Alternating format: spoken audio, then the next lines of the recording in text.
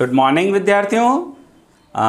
विक्रम विश्वविद्यालय परिक्षेत्र में रहने वाले समस्त परीक्षार्थियों को, समस्त विद्यार्थियों को मेरा हार्दिक अभिवादन।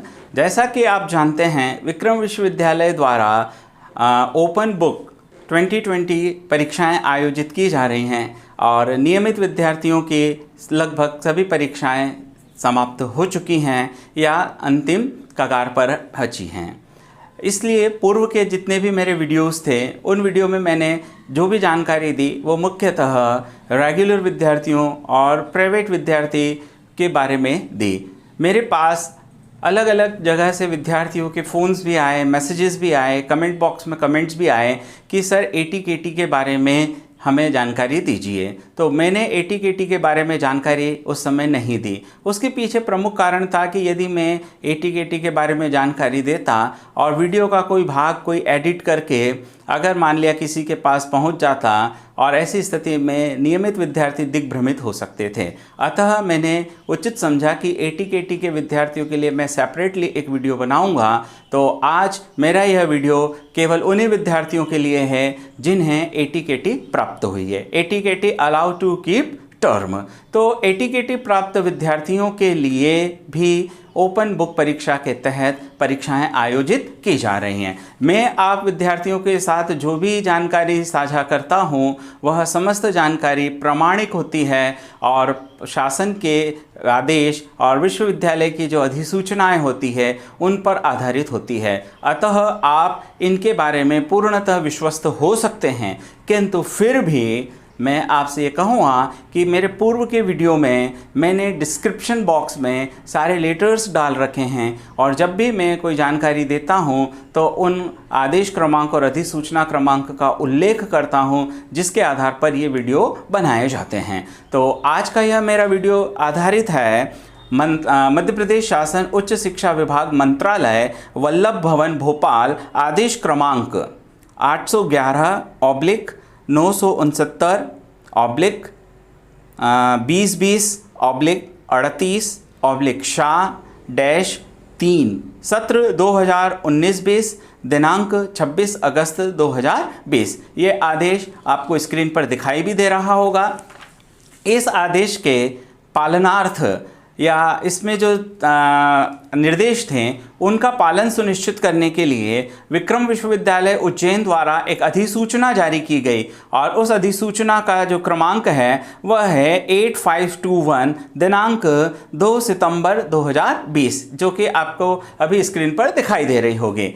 तो इस अधिसूचना के अनुसार स्नातक स्तर पर जिन भी विद्यार्थियों को पूर्व में ATKT प्राप्त हुई हो, यहाँ पूर्व का अर्थ है चूँकि स्नातक स्तर पर सेमेस्टर प्रणाली समाप्त हो चुकी है, अतः पूर्व में आपका जितना भी पुराना प्रकरण हो, क्योंकि उसके लिए विश्वविद्यालय ने दिनांक 14 सितंबर तक अपनी लिंक खोली थी और इसके बारे में मैं अपने पूर्व के वीडियो में विद्यार्थियों को बता चुका था। तो पर विश्वविद्यालय ने जो लिंक खोली थी 14 सितंबर तक, और कल 14 सितंबर है, मेरा यह वीडियो आपके पास जब तक पहुंचेगा तो आपके पास एक दिन का और भी समय है। तो यदि कोई विद्यार्थी अपना ATKT का परीक्षा फॉर्म भरने से वंचित रह गया है तो अभी भी उसके लिए 14 सितंबर का एक अंतिम अवसर और बचा है। तो पूर्व में ATKT प्राप्त समस्त विद्यार्थी, ध्यान रखें यहाँ पर मैं किस बात का उल्लेख कर रहा हूँ, समस्त विद्यार्थी। इसका अर्थ ये हुआ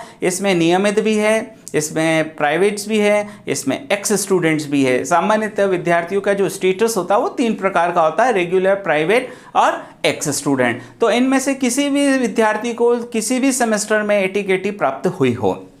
अब मेरे बात ध्यान से सुनना कि BA, BCom, BHSC, BCA, BBA, है ना, MCA, ध्यान रखें MCA का उल्लेख यहाँ पर किया गया है अधिसूचना के बिंदु क्रमांक 1 में। MCA भी उसमें इंक्लूड है, ध्यान रखें। तो क्यों इंक्लूड है? क्योंकि MCA में 6 सेमेस्टर होते हैं। तो जितने भी 6 सेमेस्टर वाले विषय हैं उनमें 1, 2, 3, 4, 5, 6 यानी आपको इनमें से किसी भी सेमेस्टर में किसी भी विषय में ATKT की पात्रता थी तो आपने अपना फॉर्म भर दिया होगा। यदि फॉर्म नहीं भरा है तो आपके लिए कल का समय और बचा है। आप अपना फॉर्म भर के जो अग्रेषण केंद्र होता है यानी फॉरवर्डिंग सेंटर होता है जहां से आप अभी तक अपनी परीक्षाएं दे रहे थे। यदि नियमित विद्यार्थी हैं तो आपको पता ही है कि आप किस कॉलेज के नियमित विद्यार्थी थे। अगर आप प्राइवेट विद्यार्थी हैं तो आपको पता ही है कि आपने प्राइवेट विद्यार्थी के रूप में किस केंद्र से परीक्षा दी थी।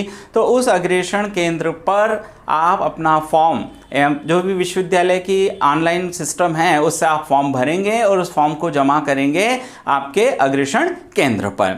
ये था 1, 2, 3, 4, 5 और 6 सेमेस्टर वालों के लिए। अब हम बात करते हैं स्नातकोत्तर स्तर पर MA, MCOM, MSc। तो इसमें सेमेस्टर में आप देखें कि आपके जितने भी ATKT हैं उसमें 4 सेमेस्टर्स तक जाएंगे ATKT। तो आपकी ये जो ATKT है आप अपने आवेदन भर दें। अब मेरे पास बहुत सारे MBA के विद्यार्थियों का भी मेरे पास मैसेज आया, फ़ोन आया कि सर आप MBA के बारे में जानकारी दीजिए। तो ध्यान रखें विश्वविद्यालय प्रशासन द्वारा अभी तक जो अधिसूचना जारी की गई है उसमें BBA का तो उल्लेख है लेकिन उसमें MBA का उल्लेख नहीं है। तो अतः MBA के बारे में क्या स्थिति है यह मैं आपको बता पाने में असमर्थ हूँ। इसी प्रकार से B.Ed के बारे में भी बहुत सारे विद्यार्थियों के मेरे पास फ़ोन्स आए।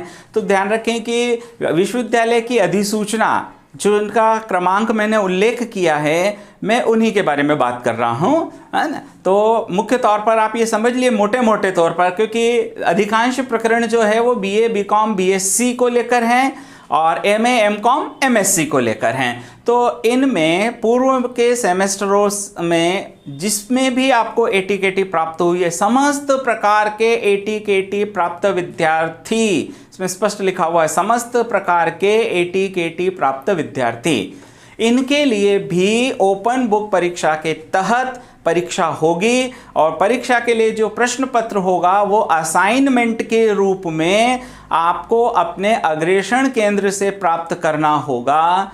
और यह व्यवस्था आपको सुनिश्चित करनी है कि आपने जिस अग्रेषण केंद्र से अपना फॉर्म अग्रेषित कराया है उसके द्वारा उपलब्ध कराया गया प्रश्न पत्र जो कि असाइनमेंट के रूप में है, आप उसी के उत्तर लिखिए।